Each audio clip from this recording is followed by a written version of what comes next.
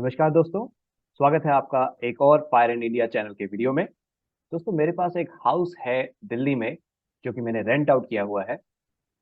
उसकी अगर मैं मार्केट वैल्यू की बात करूं तो वो है अराउंड 35 लाख रुपीज। और मुझे उसका रेंट मिलता है पर मंथ ₹12,500।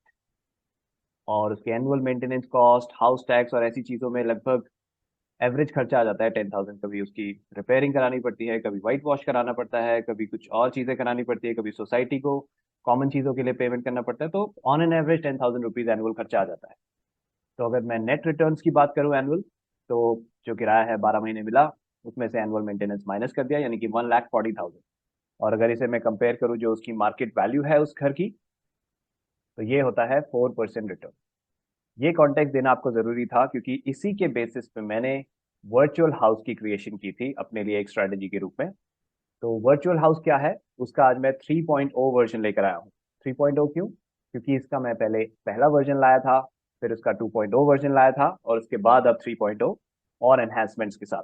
तो अगर आप पिछले वीडियोस देखना चाहते हैं, उसकी प्लेलिस्ट का लिंक मैं इस वीडियो के डिस्क्रिप्शन में डाल दूंगा। वहां से आप पिछले वीडियोस भी देख सकते हैं ताकि आपको पूरा कॉन्टेक्स्ट समझ में आ जाए। तो आज मैं बात करने वाला हूँ उन एनहांसमेंट्स की जो मैंने अपने वर्चुअल हाउस के लिए किए हैं। तो क्या है वर्चुअल हाउस, क्या है उस स्ट्रेटेजी में क्या करते हैं? तो वर्चुअल हाउस बेस्ड है ऑप्शन व्हील स्ट्रेटेजी पर। ठीक है, तो जिन लोगों को ऑप्शन व्हील स्ट्रेटेजी नहीं पता, वो मेरे पिछले वीडियो देखेंगे तो उन्हें अच्छे से पता चल जाएगा। तो इस 3.0 के मेन फीचर्स क्या क्या है?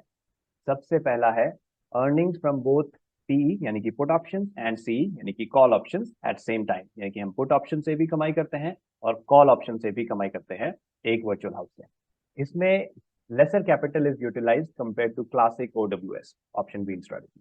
तो क्लासिक ओडब्ल्यूएस में क्या होता है, हमें पूरा पैसा अरेंज करना पड़ता है जब हम एक पर्टिकुलर स्टॉक में ऑप्शन व्हील स्ट्रेटजी करते हैं।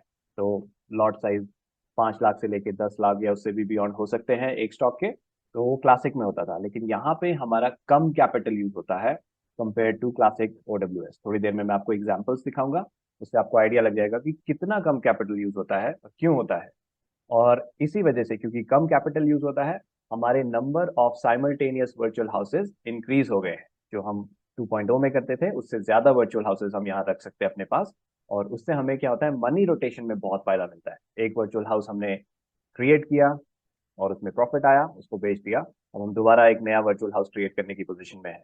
और क्योंकि हम पूरा पैसा एक साथ एक वर्चुअल हाउस में नहीं लगाते हैं, इसलिए मल्टीपल वर्चुअल हाउसेस हम क्रिएट कर सकते हैं। इससे डाइवर्सिफिकेशन और मनी रोटेशन बहुत आसान हो जाता है। तो स्ट्रैटेजी समझाने से पहले मैं अपने वर्चुअल हाउस का स्टेटस आपको बता देता हूँ। क्या उसमें प्रॉफिट्स हो रहे हैं, किस तरह के प्रॉफिट्स आ रहे हैं, उसके बाद मैं आपको स्ट्रैटेजी बताऊंगा। तो नवंबर 2022 जब मैं वीडियो बना रहा हूँ, तो आज 13 नवंबर है। और मेरा टोटल प्रॉफिट शेयर मार्केट से सारी स्ट्रेटेजीज को मिला के, जिसमें स्टॉक्स की स्ट्रेटेजीज हैं, ईटीएफ्स की हैं, और वर्चुअल हाउस है, पीकेपी है, बहुत सारी स्ट्रेटेजीज हैं, म्यूचुअल फंड्स की स्ट्रेटेजीज हैं, सबका मिला के 1,09,000 का मेरा प्रॉफिट है अभी तक। और इस प्रॉफिट में से वर्चुअल हाउस का कंट्रीब्यूशन है 51,000, ऑलमोस्ट 52,000 रुपीज। तो अगर मैं परसेंटेज वाइज बात करूं, तो वर्चुअल हाउस मेरे ओवरऑल प्रॉफिट्स का 47% है। और यही वजह है कि वर्चुअल हाउस स्ट्रेटजी मुझे काफी पसंद है, क्योंकि वो मेरा एक बहुत बड़ा कंट्रीब्यूटर बन चुका है शेयर मार्केट से जो मेरे प्रॉफिट्स आ रहे हैं। और अगर मैं बात करूं मार्च 2022 से लेकर नवंबर 2022, इस साल लगभग 9 मंथ्स की बात करूं, तो मेरा max invested amount virtual house में हुआ है अराउंड 17,050 लाख रुपीज। और जो प्रॉफिट परसेंटेज मैंने मैक्स इन्वेस्टेड अमाउंट पे कमाई है वो है 16.30। अभी थोड़ी देर में मैं आपसे सारी डिटेल शेयर करूंगा, कितना प्रॉफिट किस वाले वर्चुअल हाउस से, कैश में कितना आया, ऑप्शन ट्रेडिंग से कितना आया, वो सारी गूगल शीट में है जो मैं आपसे शेयर करूंगा। तो उसका रिजल्ट है 16.3% इन 9 मंथ्स। और स्ट्रैटेजी शेयर करने से पहले मैं रंजीत सर को थैंक यू कहना चाहूंगा, क्योंकि जो सारी चीजें मैंने वर्चुअल हाउस के बारे में सीखी हैं, जिसे ऑप्शन व्हील स्ट्रैटेजी कहा जाता है, मैं अपने स्टाइल में जब मैंने पहली बार इसे वीडियो बनाया था तब मुझे पता नहीं था ऑप्शन व्हील स्ट्रैटेजी के बारे में, तो मैंने इसको नाम दिया था वर्चुअल हाउस, और उसी नाम को मैं अभी भी चला रहा हूँ। लेकिन बाद में किसी ने कॉमेंट करके मुझे बताया कि ये तो ऑप्शन व्हील स्ट्रैटेजी होती है, तब मैंने ज्यादा उसके बारे में छानबीन करी तो मुझे रंजीत सर के बारे में पता चला, जो एक तरह से ऑप्शन व्हील स्ट्रैटेजी के किंग हैं। इनका इंटरव्यू विवेक बजाज के चैनल पे भी आया था। तो इनको मैं फॉलो करता हूँ, इनका टेलीग्राम चैनल है, आप इनको फॉलो करना चाहते हैं तो इनके चैनल का नाम मैंने यहाँ पे दिखा रखा है यूट्यूब पे। बहुत अच्छे, बहुत बेहतरीन वीडियोस बनाते हैं, बहुत अच्छे से नॉलेज शेयर करते हैं, तो आप इन्हें वहाँ चेकआउट कर सकते हैं। तो काफी सारा मेरा जो स्ट्रैटेजी की लर्निंग्स हैं वो इनसे आई हैं, तो इनको बहुत बहुत थैंक यू। अब मैं बात करता हूँ कि स्ट्रैटेजी क्या है वर्चुअल हाउस 3.0 की। तो इस स्ट्रैटेजी में मेरे काफी सारे सालों का एक्सपीरियंस घुल मिल के आया है। तो सब कुछ ब्लैक एंड व्हाइट में बताना इतना आसान नहीं है, इन द सेंस कि मैं आपको सीधा सीधा सिंपल रूल्स दे दूं कि ऐसा करने से ऐसा ही होगा। वो इतना आसान नहीं है स्ट्रैटेजी में, बिकॉज आपको चार्ट रीडिंग करनी होती है और आपको सही स्टॉक्स पहचानने आने चाहिए। बहुत सारी चीजें होती हैं जो इसमें इन्वॉल्व हैं, लेकिन मैं कोशिश करूंगा कि जितने रूल्स मैं डिफाइन कर पाऊँ वो आपके लिए करूँ। और फिर उसके बाद आप पसंद आता है तो आप और रिसर्च करके इसको शुरू करने के बारे में सोच सकते हैं। तो सबसे पहला स्टेप और सबसे इंपॉर्टेंट स्टेप है, हमें फंडामेंटली गुड स्टॉक सेलेक्ट करने होते हैं जिनका अभी प्रेजेंट बिजनेस अच्छा चल रहा है, अच्छे परफॉर्मेंस आ रहे हैं और उनका फ्यूचर प्रोस्पेक्टिव भी बहुत अच्छा है। मतलब फ्यूचर में हम एक्सपेक्ट करते हैं कि वो अच्छा ही करेंगे। और आप चाहें तो इसे निफ्टी 50 या बैंक निफ्टी के इंडाइसेस में भी कर सकते हैं। मैं पर्सनली निफ्टी 50 और बैंक निफ्टी के लिए पैसों का पेड स्ट्रैटेजी यूज करता हूँ। इसका वीडियो भी आप मेरे चैनल पे देख सकते हैं। और स्टॉक्स के लिए मैं ये वर्चुअल हाउस स्ट्रैटेजी यूज करता हूँ। तो सबसे पहला ये इंपॉर्टेंट स्टेप है। और बहुत सारे तरीके होते हैं जिसमें आप फंडामेंटली गुड स्टॉक्स ढूंढ सकते हैं। अपने अपने तरीके होते हैं लोगों के। मैं कई सारे तरीके यूज करता हूँ। उनमें से अभी रिसेंट जो मेरे को मिला है वो है स्टॉकेज प्रीमियम का VARP स्कैम। VARP का फुल फॉर्म है वैल्यू एट रीजनेबल प्राइस।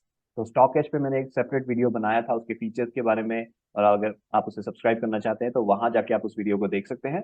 यहाँ पे मैं क्विकली आपको एक स्क्रीनशॉट दिखा देता हूँ। जो लोग स्टॉक एज को यूज करते हैं वो समझ जाएंगे ये कैसे करना है। तो स्टॉक एज में मैंने एक कॉम्बो प्रीमियम बनाया है। ये विवेक सर ने मुझे बताया था, मुझे पर्सनली नहीं, अपने वीडियो में बताया था। जहां से मैंने नोट डाउन किया और चेक किया तो काफी अच्छे रिजल्ट्स आ रहे थे उसमें। VARP value eight reasonable price. तो इसमें वो स्टॉक्स फिल्टर आउट होके आते हैं जो आउट परफॉर्म कर रहे होते हैं बेंचमार्क को एक वीक और 3 मंथ के पीरियड में। यानी कि उनकी परफॉर्मेंस अच्छी चल रही है, उनका हाई रिटर्न ऑन इक्विटी है, high return on capital employed है, हाई एबिटा मार्जिन है और कंसिस्टेंटली हाई एबिटा मार्जिन हैं और कंसिस्टेंटली हाई ROCE है और कंसिस्टेंटली हाई ROE है। और उनकी PEG रेशियो जो कि है पी वर्सेस ग्रोथ, इसकी रेशियो बहुत कम है। तो ऐसे स्टॉक्स वैल्यू प्राइस पे अवेलेबल होते हैं। तो इस स्कैन को यूज करके मैं FNO वाले स्टॉक्स निकालता हूँ। पिछले मंथ मैंने जब ये स्कैन रन किया था तो IGL और नौकरी के रिजल्ट्स उसमें आए थे और वहां से मैंने वो दो स्टॉक पिक किए थे अपने वर्चुअल हाउसेस के लिए, जो थोड़ी देर में आप मेरे गूगल शीट में देखेंगे भी। ठीक है, तो सबसे पहला स्टेप हो गया, हमने value stocks fundamentally good stock select कर लिए। एक बार वो कर लिया उसके बाद स्टेप आता है स्टेप नंबर 2, जहां हम पुट ऑप्शन राइट करते हैं जो कि 6 से 10% आपके स्पॉट प्राइस से नीचे होना चाहिए और उसकी एक्सपायरी मैक्सिमम 45 डेज दूर होनी चाहिए। यानी कि आप 2 महीने दूर या 3 महीने दूर के ऑप्शंस राइट कर रहे हैं, वहां पे आपका रिस्क बढ़ जाता है। ऑल्दो प्रीमियम ज्यादा आएंगे लेकिन रिस्क भी बढ़ जाता है। तो मैक्सिमम 45 डेज का टाइम पीरियड सेफ रहता है। और स्ट्राइक प्राइस कैसे सेलेक्ट करने हैं उसके भी बहुत सारे क्राइटेरिया हैं। जैसे कि आप सपोर्ट लेवल्स चेक करके, RSI 14 के लेवल्स चेक करके यूज कर सकते हैं। इसका एग्जांपल मैं आपको थोड़ी देर में बताऊंगा कि कैसे सपोर्ट लेवल और RSI 14 लेवल देखकर आप स्ट्राइक प्राइस सेलेक्ट कर सकते हैं। पुट राइट करने के बाद जब एक्सपायरी आए तो हो सकता है पुट इन द मनी चला जाए। अगर वो इन द मनी चला जाता है तो आपको पूरा का पूरा स्टॉक का लॉट नहीं खरीदना है, आपको उतने ही यूनिट्स बाय करने हैं जितना आपको लॉस हुआ है पुट में। इसका एग्जांपल मैं आपको एक छोटा सा यहाँ पे बताता हूँ। जैसे कि सपोज आपको 5,000 का लॉस हुआ उस पुट में। नेट लॉस मतलब प्रीमियम जो आपको मिला उसको हटा देंगे तो जो नेट लॉस अगर 5,000 का होता है तो आपको इतने शेयर्स खरीदने हैं कि जब वो स्टॉक वापस उस स्पॉट प्राइस पे आ जाए जहां पे आपने पुट राइट किया था तो आप प्रॉफिट में आ जाए। इतना इन्वेस्टमेंट करना है। इसका कैलकुलेशन भी मैं आपको थोड़ी देर में गूगल शीट में दिखाऊंगा। और ये जो पैसा हमें चाहिए होगा वो एक लॉट के बराबर जो पैसा चाहिए उससे बहुत कम होता है यूजुअली। और आपको ये स्टेप्स तब तक रिपीट करने हैं जब तक आपके पास एक फुल लॉट नहीं आ जाता उस स्टॉक का। तो इस तरह से करने का क्या फायदा है कि आप पूरा लॉट ना खरीद के पार्शियली खरीद रहे हैं। तो ये है कि कई बार क्या होता है, स्टॉक आपने सपोर्ट लेवल्स देखे, RSI लेवल देखे या किसी और तरीके से जिस तरह से आप सेफ स्ट्राइक प्राइस पुट्स के लिए सेलेक्ट करते हैं, आपने सेलेक्ट किया लेकिन वो इन द मनी हो गया। अगर वहां से स्टॉक और गिरने वाला होगा तो आपको अपने कॉल्स राइट करने के लिए भी वेट करना पड़ेगा अगर आपने पूरा लॉट खरीद लिया है और वो काफी नीचे चला गया है। लेकिन इस तरह से करने से आपके पास अभी भी चांसेस हैं कि आप नेक्स्ट पुट राइट कर सकते हैं और नीचे और थोड़ा और सस्ता खरीद पाएंगे आप उस स्टॉक को। और धीरे धीरे एक्यूमुलेट करना है इस रूल के हिसाब से। तो अगर स्टॉक काफी नीचे भी गिर जाता है तो भी आप उसे लगातार एक्यूमुलेट कर पाएंगे। और जब जब वो इन द मनी नहीं जाएगा पुट तो आप कुछ प्रीमियम्स भी कमाते रहेंगे जो आपके प्रॉफिट्स की तरह काम करेगा, या जो लॉसेस आपने इनकर किए हैं उनको कुछ हद तक कवर करेगा वहां पे। तो ये सबसे बड़ा फायदा है इसका। तो ये करने के बाद स्टेप नंबर 3 क्या है?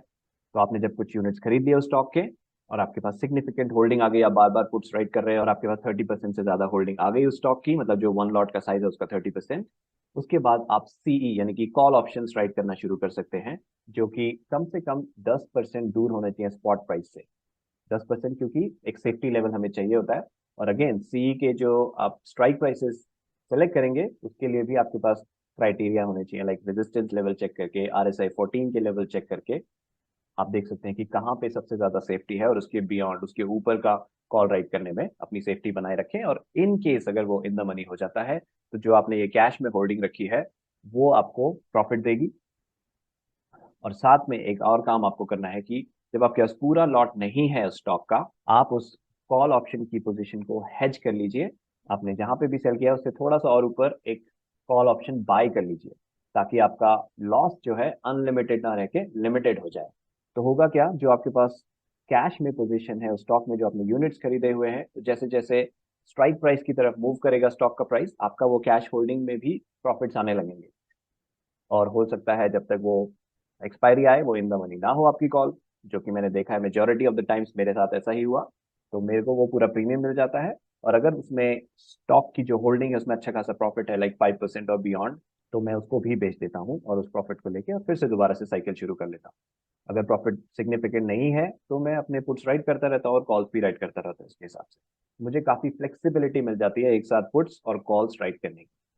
तो कुछ पॉइंट्स हैं जो हमें दिमाग में रखने हैं जब हम इस स्ट्रैटेजी को कर रहे हैं। सबसे बड़ा पॉइंट और सबसे important point, the risk in this strategy is bigger and so are the rewards. तो इसमें रिस्क बड़ा है और रिवॉर्ड्स भी बड़े हैं, लेकिन इसमें ऐसा नहीं कि अंधा रिस्क है, इसमें कैलकुलेटेड रिस्क है। जो मैंने आपको रूल्स बताए हैं उनके हिसाब से करने में कैलकुलेटेड रिस्क है। हमें पता है कि अगर इन द मनी हो रहा है तो कैसे हम उस लॉसेस को कवर करने वाले हैं, तो वो कैलकुलेटेड रिस्क हो गया। हम अपनी पोजिशन को हेज कर रहे हैं तो वो कैलकुलेटेड रिस्क हो गया। दूसरा पॉइंट है, अगर आपको अच्छा खासा प्रॉफिट मिल रहा है आपके प्रीमियम में जब आपने राइट किया और कुछ दिन बीत गए और आपको अच्छा खासा प्रॉफिट मिल गया एक्सपायरी डेट से पहले, अपनी पोजीशन क्लोज कर दीजिए और नेक्स्ट एक्सपायरी की पोजीशन लेने की वेट कीजिए। क्यों, कई बार क्या होता है, आपने सपोज पुट राइट किया है और अचानक से प्राइस स्टॉक का ऊपर गया, आपको पुट में 60% प्रॉफिट मिल गया कुछ ही दिनों में, और एक्सपायरी में अभी भी 10-15 दिन बचे हुए हैं। वो 60% प्रॉफिट बुक कर लीजिए, वो पोजीशन क्लोज कर दीजिए, और फिर हो सकता है स्टॉक प्राइस दोबारा नीचे आ जाए। नहीं भी आए तो जो वो 45 डेज का पीरियड है नेक्स्ट एक्सपायरी के लिए, वो जैसे ही इनिशिएट होता है आप देखिए अब कौन सा पुट आपको सेफ लग रहा है, कौन सा स्ट्राइक प्राइस सेफ लग रहा है, उसके हिसाब से नई पोजीशन ले लीजिए। तो इस तरह से आप अपनी पोजीशन को एक्सपायरी तक ना चलाकर, अगर आपको जल्दी ही अच्छे प्रॉफिट मिल रहे हैं, उसको काट के आप नेक्स्ट पोजीशन का वेट कर सकते हैं। एक और इम्पोर्टेंट चीज, जो मार्जिन रिक्वायरमेंट्स हैं सेबी रूल्स के हिसाब से काफी चेंज हो गए हैं अब। तो एक्सपायरी पास आते आते मार्जिन रिक्वायरमेंट्स बढ़ती जाती हैं, जैसे जैसे हमारा स्टॉक का प्राइस हमारे स्ट्राइक प्राइस के पास जाने लगता है। और अगर इन द मनी हो जाए हमारा स्ट्राइक प्राइस, तो मार्जिन रिक्वायरमेंट सिग्निफिकेंटली हाई हो जाती है। तो उस मार्जिन को कवर करने के लिए आपके पास अरेंजमेंट होना चाहिए। ऐसा नहीं है कि आप मार्जिन अरेंज नहीं कर पाए, आपकी पोजीशन बहुत ज्यादा लॉस में क्लोज हो जाए या फिर आपको पेनल्टी लग जाए, तो आपके पास वो पैसा अवेलेबल होना चाहिए। Next point, selling your cash holdings as per LIFO can be very helpful in this strategy. तो लीफो का मतलब है लास्ट इन फर्स्ट आउट। तो जैसा आपने देखा, हम पुट्स राइट करते हैं, वो इन द मनी हो जाए तो हम कुछ यूनिट्स खरीद लेते हैं, फिर नया पुट राइट करते हैं, अगर वो भी इन द मनी हो जाए तो हम एक नया पोजीशन ले लेंगे, कुछ और स्टॉक्स खरीद लेंगे। तो हम अलग अलग स्लॉट्स में इन्हें खरीद रहे हैं। तो जैसे जैसे स्टॉक प्राइस ऊपर आए, अगर आप इन्हें अलग अलग स्लॉट्स में बेचें तो आपको काफी फायदा होगा, क्योंकि कई बार क्या होता है, स्टॉक जब नीचे जाते हैं तो नीचे ही कंसोलिडेट होते हैं, और ऊपर जिस लेवल पे हमें सारी यूनिट्स बेचने में प्रॉफिट मिले वहां आने में टाइम लगाते हैं। तो लीफो के हिसाब से बेचने में, आप जो लास्ट में आपने यूनिट्स खरीदी हैं वो आप पहले बेच सकते हैं, और जो आपने पहले यूनिट्स खरीदी थी वो लास्ट में बेच सकते हैं। अब ये कॉन्सेप्ट ब्रोकर के हिसाब से नहीं होता है, ये आपको गूगल शीट में मेंटेन करना पड़ता है, और उस पर मैंने एक डिटेल्ड वीडियो भी बना रखा है लीफो पर, जो आप मेरे चैनल पे चेकआउट कर सकते हैं, और उसका लिंक भी मैं डिस्क्रिप्शन में दे दूंगा, ताकि आपको लीफो का कॉन्सेप्ट, उसके अराउंड की चीजें जो आपको पता होनी चाहिए वो आप समझ सकें। ओके, अब हम वो गूगल शीट देखते हैं जो मैंने आप लोगों के लिए बनाई है अपने एक्चुअल वर्चुअल हाउसेज से, जिसमें मैंने कॉल्स राइट करी, पुट्स राइट करे, और वर्चुअल हाउसेज के कैश में यूनिट्स खरीदे, तो उसमें क्या क्या प्रॉफिट्स आए, जो मैंने शुरू में आपसे वैल्यू शेयर करी थी, और किस किस में मेरा अभी वर्चुअल हाउस है, वो सब देख लेते हैं। तो ये है वर्चुअल हाउस 3.0 की वो गूगल शीट, जिसका लिंक मैं आपको डिस्क्रिप्शन में दे दूंगा। तो यहाँ पे सबसे पहले मेरे पास है OWS इन्वेस्टमेंट वाली शीट, यानी कि जो मैंने कैश में इन्वेस्टमेंट किए, जो बाय किए, जो सेल किए, उसकी समरी यहाँ पे है। टॉप में मैंने ओवरऑल समरी दे दी है मार्च 2022 से लेके अभी तक नवंबर 2022 तक। कौन कौन से स्टॉक्स में मेरे वर्चुअल हाउसेज रहे हैं वो आप यहाँ टॉप में देख सकते हैं। कैश में कितना प्रॉफिट आया, ऑप्शंस में क्या प्रॉफिट लॉस चल रहा है करंट, और टोटल क्या चल रहा है वो सब आपको यहाँ पे मिल जाएगा। जो अभी करंट मेरी होल्डिंग्स हैं वो यहाँ पे आपको दिख जाएंगी। ये एक समरी है, जैसे मैंने बताया अलग अलग स्लॉट में मैं खरीदता हूँ, तो ये मैंने समराइज कर दिया कि कब मैंने स्टार्ट किया था और कितना अभी एवरेज प्राइस चल रहा है, कितनी टोटल यूनिट खरीद ली हैं, कितना इन्वेस्टेड अमाउंट है, क्या करंट मार्केट प्राइस है, करंट वैल्यू क्या है, नोशनल प्रॉफिट कितना है मेरा इस पर्टिकुलर स्टॉक में amount wise and percentage wise, और कितने दिन हो गए हैं होल्डिंग करते हुए। और मैंने इसे अरेंज किया हुआ है, जो सबसे ज़्यादा इन्वेस्टमेंट जिसमें है और सबसे कम इन्वेस्टमेंट जो है सबसे नीचे है। इनके ब्रेकअप्स यहाँ मैंने राइट हैंड साइड में रखे हैं, किस दिन किस स्टॉक को मैंने खरीदा डेट वाइज, उसी की समरी यहाँ पे मैंने एवरेज करके यहाँ पे निकाल के रखी है। और जिन स्टॉक्स को मैंने बेच दिया है उसकी समरी यहाँ पे है। जैसे मैंने कहा कि मैं लीफो के हिसाब से भी बेचता हूँ, तो वो आपको यहाँ पे दिख जाएगा। जो ब्लू कलर में है वो डिविडेंड्स हैं जो मुझे मिले हैं। तो टोटल प्रॉफिट कितना हुआ वो आपको यहाँ पे दिख जाएगा। ओके, और यहाँ पे मैंने टोटल ऊपर दिखाया कि मैक्स इन्वेस्टेड अभी मार्च 2022 से लेकर नवंबर 2022 तक कितना रहा, और ये जो प्रॉफिट है 2,84,000, इस मैक्स इन्वेस्टेड का कितना परसेंटेज है, 16.3% है। मेरे ऑप्शन ट्रेड्स वो आपको यहाँ दिख जाएंगे। मैंने इन्हें अल्फाबेटिकली अरेंज कर दिया है ऑप्शन चेन के हिसाब से, और उनके ट्रेड डेट्स और उनकी डिटेल्स, लाइक किस स्ट्राइक प्राइस पे मैंने राइट किया था, उस वक्त स्पॉट प्राइस क्या था, स्ट्राइक और स्पॉट प्राइस में डिफरेंस क्या था, एक्सपायरी डेट कौन सी थी, और जब मैंने राइट किया था उस दिन से लेके एक्सपायरी तक कितने दिन बचे हुए थे, मुझे प्रीमियम कितना मिला, ये क्वांटिटी में लॉट साइज है, कितना मार्जिन मैंने लगाया, मेरा जो मार्जिन लेता है जब मैं राइट करता हूँ उस वक्त मार्जिन कितना लगा, मुझे प्रीमियम कितना मिला, किस दिन मैंने ट्रेड क्लोज किया। तो जैसे मैंने बताया मैं ट्रेड कई बार अर्ली क्लोज कर देता हूँ अगर मुझे अच्छा खासा प्रॉफिट आ रहा है, या फिर मुझे लगता है इसमें अब नुकसान आने के चांसेस बहुत है, एक स्टॉप लॉस की तरह मैं अर्ली क्लोजिंग भी कर देता हूँ। और किस प्राइस पे मैंने क्लोजिंग करी, तो जहां ब्लैंक है वो मेरी करंट पोजीशन है, वो येलो कलर में भी आ रही है। ओके, और नेट प्रॉफिट कितना है उस पर्टिकुलर ऑप्शन ट्रेड में। रेड कलर में आपको लॉसेस वाले ट्रेड्स दिख जाएंगे, ठीक है, अलग अलग जगह अलग अलग लॉसेस हैं। जैसे फॉर एग्जांपल टीसीएस में अभी तक सबसे बड़ा लॉस हुआ था मुझे, क्योंकि टीसीएस मैंने मार्च अप्रैल से स्टार्ट किया था, और आपको पता ही होगा आईटी शेयर्स कितने बुरी तरह गिरे हैं। तो टीसीएस का यहाँ जो लॉस है, और ऊपर मैंने यहाँ पे समरी भी दे रखी है ऑप्शंस की कि टीसीएस में मुझे नेट प्रॉफिट लॉस कितना चल रहा है, ये नेगेटिव में है, बाकी सब पॉजिटिव में है। तो जो स्ट्रेटजी मैंने आपको समझाई अभी उसका एक एग्जांपल देख लेते हैं। तो रिलायंस में मैंने एग्जांपल आपको दिखाया है, ट्रांजैक्शन डेट एज्यूम करते हैं 30 सितंबर को हम स्टार्ट करना चाहते थे। तो 30 सितंबर को स्पॉट प्राइस था, मैंने क्लोजिंग प्राइस को स्पॉट प्राइस ले लिया है, ठीक है। तो 2377 मान लेते हैं कि क्लोजिंग के टाइम पे हम ये इनिशिएट कर रहे थे, लाइक 315 के बाद। वैसे तो आप किसी भी वक्त इनिशिएट कर सकते हैं, लेकिन क्योंकि मैं हिस्टोरिकल डेटा से ये उठा रहा हूँ तो स्पॉट प्राइस को मैंने ये क्लोजिंग प्राइस वाला ले लिया उस टाइम का। तो 2377 अगर स्पॉट प्राइस होता, रिलायंस का लॉट साइज है 250 यूनिट्स, एक लॉट खरीदने के लिए अगर हम उस प्राइस पे ही खरीदते हमें लगभग 6 लाख रुपीज चाहिए होते। तो पहला स्टेप होता है हमें पुट राइट करना होता है। तो पुट राइट करने के लिए मैं दो चीजें यूजुअली चेक करता हूँ कि lowest monthly close in last 6 months क्या रहा है उस स्टॉक का। रिलायंस के लिए था वो 2377, और RSI 14, RSI है रिलेटिव स्ट्रेंथ इंडेक्स, 14 डेज के पीरियड के लिए, उसकी क्या वैल्यू थी उस दिन, वो था 35।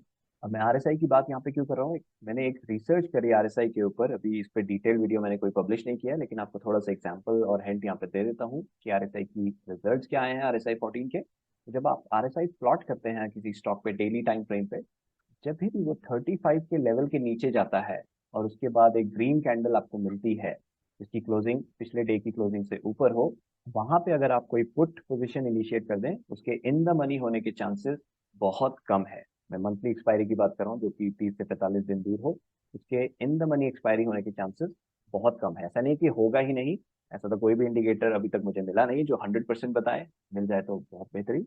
बट हाँ, ये वाला जो मैंने देखा है इसमें मेजोरिटी ऑफ द टाइम्स ये सही होता है। तो यहाँ पे RSI 30 सितंबर को एक आइडियल कंडीशन था आपको ट्रेड करने का। RSI था 35.59, यानी कि वो 35 से नीचे गया था और उसके बाद एक ग्रीन कैंडल आ गई थी यहाँ पे 30 सितंबर को, यहाँ देखिए, ठीक है। यानी कि यहाँ पे अगर हम पुट ट्रेड करते 2300 का, वो पुट आराम से हमारा out of the money expire हो जाता और सारा प्रीमियम हमें मिल जाता, क्योंकि यहाँ के बाद वो 2300 के लेवल पे गया ही नहीं। प्लस 2377, जैसे मैंने कहा लास्ट 6 मंथ्स का क्लोजिंग प्राइस भी है, लोएस्ट क्लोजिंग प्राइस, तो उसके नीचे जाने की ये संभावना भी बहुत कम थी रिलायंस की। तो इस तरह से मैं आइडेंटिफाई करता हूँ कि कौन से स्ट्राइक प्राइसेस सेफ हो सकते हैं जहां मुझे प्रीमियम मिल जाए, और अगर वो मेरे अंदाजे के अगेंस्ट चले गए, जो मैंने प्रेडिक्ट किया था उसके अगेंस्ट चले गए, जो कि कई बार हो भी जाता है, तो मेरे पास बैकअप है कि हाँ, मैं कुछ यूनिट्स खरीद लूंगा और फिर जब वो प्रॉफिट में आएंगे उन्हें बेच के अपना लॉस कवर कर लूंगा। यही है पूरा स्ट्रैटेजी। तो यहाँ एग्जाम्पल में हम 2300 का स्ट्राइक प्राइस पे पुट राइट करते हैं, जो कि होता -3.24%, क्योंकि ये दो तरीके से सेफ था। एक तो लोएस्ट 6 मंथ का लोएस्ट क्लोजेस्ट प्राइस से बहुत नीचे है, और आरएसआई भी फेवरेबल था उस वक्त, इसलिए मैंने इतने क्लोज का कर लिया, वरना यूजुअली मैं 8 से 10% और कभी कभी ज़्यादा परसेंट भी दूर स्ट्राइक प्राइस रखता हूँ। और एक्सपायरी रेट हमने सेलेक्ट करी 27 अक्टूबर, यानी कि 27 डेज बचे थे जब हमने पोजिशन इनिशिएट करी और एक्सपायरी तक। हमें प्रीमियम उस दिन मिलता अराउंड 30 रुपीज़, तो टोटल प्रीमियम अमाउंट जो कि 30 multiplied by the lot size हो जाता 7500 हमें मिल जाता। अब हाइपोथेटिकली मान लेते हैं कि ये इन द मनी एक्सपायर हो जाता। वैसे तो हमने चार्ट पे देखा कि 2300 नहीं आया, बट हाइपोथेटिकली हम मान लेते हैं कि इस सिचुएशन में आपको कैलकुलेशन कैसे करनी है कि कितना पैसा आपको इन्वेस्ट करना चाहिए ताकि आप उस लॉस को कवर कर सके जब स्टॉक प्राइस वापस ऊपर आए। तो सपोज स्टॉक क्लोज होता 2250 पे, आपको पुट में कितना लॉस होता 12,500 ऑन द एक्सपायरी डे। इसको कैलकुलेट करने का बहुत सिंपल तरीका है, जहाँ पे क्लोजिंग हुई है माइनस जो स्ट्राइक प्राइस आपने सेलेक्ट किया था उन दोनों के difference multiplied by lot size, तो वो निकल के आता है 12,500। और क्योंकि हमें 7,500 पहले ही मिल गए थे, तो इन दोनों को ऐड करें तो नेट लॉस है 5,000 का। और अगर आप ये चेक करें कि 2250 को कितना राइज करना पड़ेगा वापस इस स्पॉट प्राइस पे जाने के लिए, वो निकल के आता है 5.64%। तो आपको कितना मिनिमम इन्वेस्ट करना पड़ेगा ताकि जब 5.64% ये स्टॉक राइज करे, आपका जो ये लॉस हुआ है 5,000 का वो रिकवर हो जाए। यहाँ मैंने फॉर्मूला लगा रखा है, तो वो निकल के आता है अराउंड 89,000 रुपीज। तो एडवाइजेबल है आप जितना भी यहाँ निकल के आ रहा है उससे ज्यादा ही इन्वेस्ट करें। तो मैं पर्सनली अगर यहाँ पे करता तो 1 लाख इन्वेस्ट कर देता। ठीक है, तो ये हो गया तरीका निकालने का स्ट्राइक प्राइसेस और कितना इन्वेस्ट करना है अगर strike price in the money चले जाता है। फॉर एग्जांपल अगर मैं यहाँ पे वैल्यू चेंज करूँ 2200, कुछ मैंने फॉर्मूलाज लगाए हैं जिससे वो कैलकुलेट करके मुझे बताएगा ओके 2200 पे मेरा नेट लॉस होता 17,500, और उसे रिकवर करने के लिए मुझे 2,17,000 इन्वेस्ट करने पड़ते, क्योंकि वो 8% राइज होने के बाद ही मुझे 17,500 का प्रॉफिट देता इस अमाउंट पे। तो अगर 2,17,000 आ रहा है तो मैं 2,30,000 2,40,000 इन्वेस्ट करूंगा ताकि थोड़ा मुझे सेफ्टी लेवल मिल जाए और जल्दी मेरी रिकवरी हो जाए।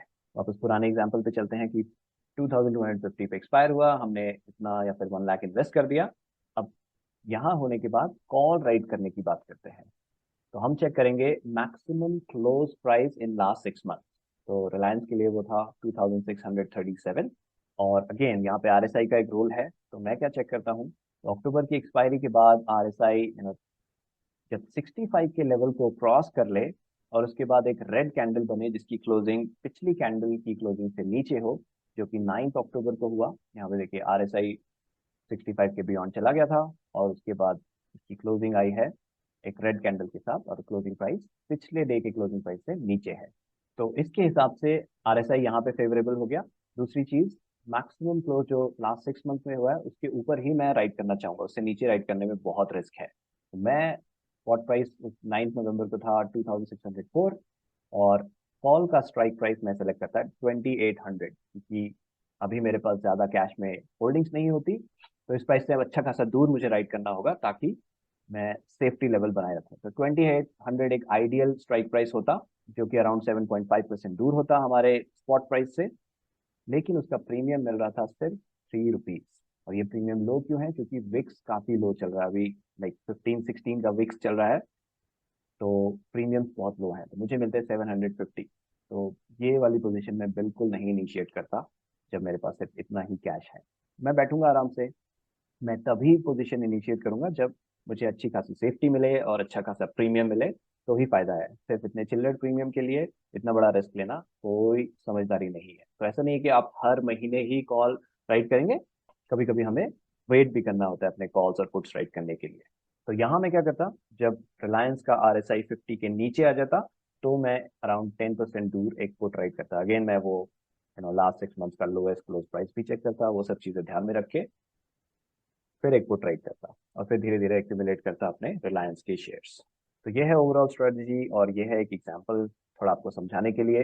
बाकी मेरे लिए स्ट्रेटजी बहुत अच्छे से काम कर रही है, जैसे कि आप यहाँ देख सकते हैं। बट मैंने कहा कि ब्लैक एंड व्हाइट में सारे रूल्स डिफाइन करना इतना आसान नहीं है, कई सारी चीज़ें एक्सपीरियंस से आती हैं। और सबसे इंपॉर्टेंट चीज़, जो स्टॉक्स मैं यहाँ होल्ड कर रहा हूँ वर्चुअल हाउस में, वो किसी भी तरह से कोई रिकमेंडेशन नहीं है कि आप भी इन्हीं स्टॉक्स में करें। ये मेरा पर्सनल वर्चुअल हाउस के स्टॉक्स हैं, मैं सिर्फ एग्जांपल्स की तरह, एजुकेशनल पर्पस की तरह आपसे शेयर कर रहा हूँ। लेकिन ये किसी तरह का रिकमेंडेशन नहीं है कि आप ऐसा करें। आपको अपने क्राइटेरिया ढूंढ के अपने स्टॉक्स खुद सेलेक्ट करने पड़ेंगे, मैं कोई स्टॉक रिकमेंडेशन नहीं करता हूँ। बाकी आपको स्ट्रैटेजी से रिलेटेड कोई क्वेश्चन है, आप मुझे कमेंट्स में पूछ सकते हैं, मुझे खुशी होगी आपके क्वेश्चन के आंसर करने में। तो थैंक यू वेरी मच दोस्तों पूरा वीडियो देखने के लिए।